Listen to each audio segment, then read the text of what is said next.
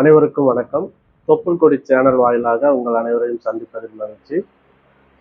இந்த பதிவு எதுக்காக அப்படின்னா 2 விஷயங்களுக்காக. ஒன்று, இந்த தொப்புள் கொடி அப்படிங்கிற இந்த சேனலுக்கு எதுக்காக தொப்புள் கொடி அப்படின்னு சொல்லி பேர் வச்சோம் அப்படிங்கிறது.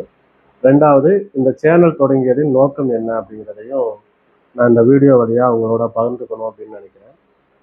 முதல்ல இந்த சேனலுக்கு தொப்புள் கொடி அப்படின்னு ஏன் பேர் வச்சோம் அப்படிங்கிறது.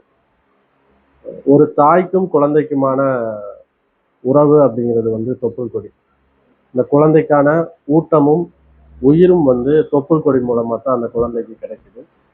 தாயிடம் இருந்து அந்த குழந்தையோட அந்த தொப்புள் கொடி துண்டிக்கப்பட்ட பிறகும் அவர்களுக்கான அந்த உறவும் உணர்வும் வாழ்நாள் முழுக்கவும் தொடரும். அதுபோல இலங்கை தமிழர்களும், இலங்கையும் தமிழ்நாடும் நிலப்பரப்பாலும் கடற்பரப்பாலும் வேறு வேறா இருந்தாலும், துண்டிக்கப்பட்டு இருந்தாலும், மொழி ரீதியாகவும் இன ரீதியாகவும் அவர்களுக்குள்ளான உணர்வு உறவு அப்படிங்கிறது இன்றளவும் தொடர்ந்து கொண்டே தான் இருக்கு. அதை நினைவுபடுத்தும் விதமாக தான் என்னுடைய சேனலுக்கு தொப்புள் கொடி அப்படிங்கிற பெயரை நான் வச்சேன். 2வதாக, இந்த சேனல் எதற்காக தொடங்கப்பட்டுச்சு, அதுக்கான அவசியம் என்ன அப்படிங்கிறது. தமிழ்நாடு முழுக்க இருக்கக்கூடிய, தமிழகத்தில் முகாம்களில் வாழக்கூடிய இலங்கை தமிழர்களின் நீண்ட நெடுநாள் கோரிக்கையான இந்திய குடியுரிமை பல முகாம்களில் இருக்கக்கூடிய பெரும்பான்மையான மக்களோட விருப்பமாகவும் கோரிக்கையாகவும் தொடர்ந்து இருந்துகிட்டே வருது.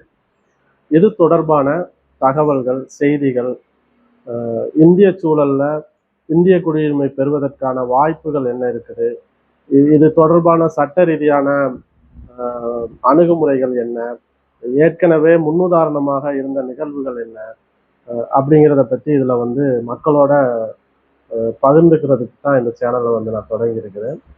இது ஒரு நல்ல ஒரு ஆரோக்கியமான ஒரு உரையாடலை இந்த இந்திய குடியுரிமை சார்பாக சமூகத்தில் ஏற்படுத்தணும் அப்படிங்கிற நோக்கம்தான். அதுபோக இன்னும் போதுமான அளவுக்கு இந்த இந்திய குடியுரிமை தொடர்பான ஒரு சமூக உரையாடல் இன்னும் உருவாகாமல் இருக்குது.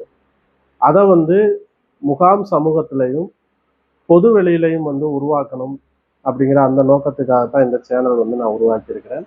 தொடர்ந்து இது தொடர்பான வீடியோக்களை நம்முடைய சேனலில் பகிர்வோம். அதனால தமிழகம் முழுக்க இருக்கக்கூடிய இலங்கை வாழ் சொந்தங்கள் இந்த சேனலை ஆதரிக்குமாறு உங்களை அன்போடு கேட்டுக்கொள்கிறேன். நன்றி.